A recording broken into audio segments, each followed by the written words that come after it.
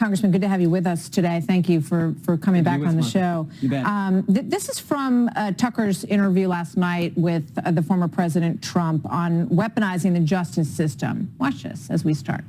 This is all weaponization. They're weaponizing our justice system, Tucker. But if you're somebody, a Republican, let's say, running for office, and you get a subpoena, you might as well resign because you're not going to be able to survive it. And the voters aren't going to handle it. The voters aren't going to take it. What they're doing is weaponizing the system, and there's never been anything like it. And it's all disinformation. And does that go, Congressman and Chairman, to the heart of what you would like to ask Mark Pomerantz about? Yeah, of course, because Martha, we know the FBI wanted to spy on parents. They wanted to target traditional Catholics, try to get informants within churches. We know that the IRS knocked on a journalist's door while that journalist was testifying in front of our committee, while Democrats were asking who his sources are. And now we have Alvin Bragg interfering and obstructing our investigation into election interference in the most important election we have, which is the election of who's going to be president of the United States. So never forget what Alvin Bragg did here.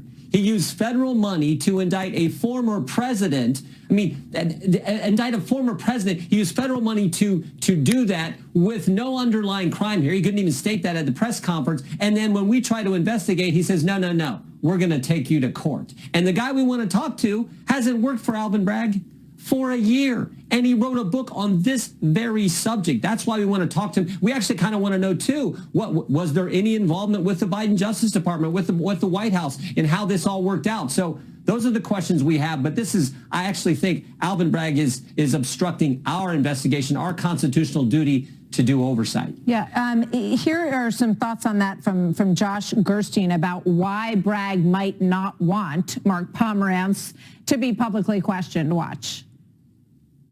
I think the concern is that if they did get Pomerantz on the witness stand or in a deposition, that we might see a lot more of the inside baseball within Bragg's office being spilled out publicly. And I think Bragg's just not eager to see that happen. It would certainly be a distraction to the indictment and the case that he brought last week. Yeah, what do you say to that, sir?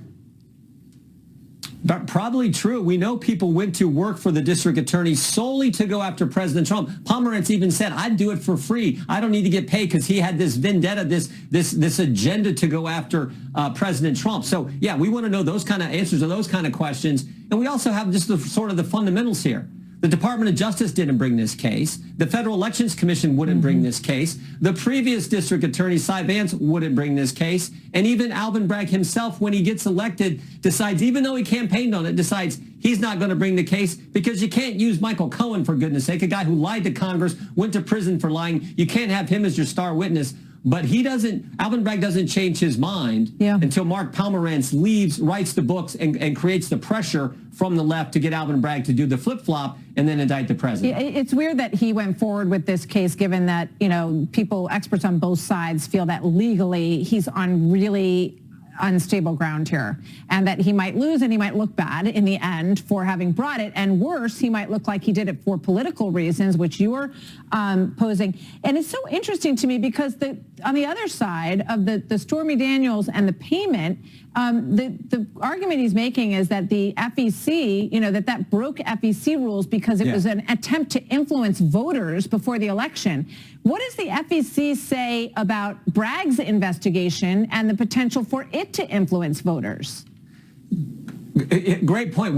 I think everyone sees this for the political operation that it is. I think that is so evident. Even the left, even legal scholars on the left, even Andrew McCabe, for goodness sake. When Bragg rolled this out last week, the indictment and the arraignment happened last week, even the left, even Andrew McCabe said not too impressive of a case he rolled out here. So I think everyone sees it for what it is. We want to get some answers to some pretty important questions, because after all, we're talking about the guy who's leading in every single poll, the guy who was former president, leading in every single poll. And frankly, we also have legislation that we're going to bring forward. If you're going to do something like this, at least it has to be removed to federal court. We have a colleague who's going to introduce that bill. So there's some legislative things that we want to focus on as well. And that's kind of what elections are for. Before I let you go, I don't know if we have this video, guys, in the control room, but it struck me to watch Hunter Biden walking down the streets and shaking shaking hands and doing the rope line in Dublin earlier today, or I think they were actually in another town in Ireland. And I'm curious, what goes through your mind when you see Hunter traveling with the president and, doing the rope line, shaking hands with everybody? I think it's just how brazen the left has become. I mean, go back to what I said earlier. The fact that the IRS knocked on a journalist's door while he is testifying in front of Congress after that same journalist had learned the FTC mentioned him in a letter to a private company. I just think there's no bounds now. And this is the scary part. The Hunter Biden behaves this way. I think you're going to see the state of Georgia go after President Trump. I hope it doesn't happen. I think you may see the special counsel go after President Trump. I hope it doesn't happen. But that's just how ridiculous the left has become. And it's not good.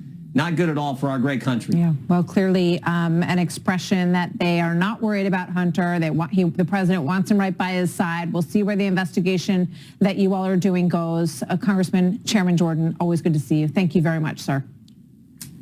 Thank you.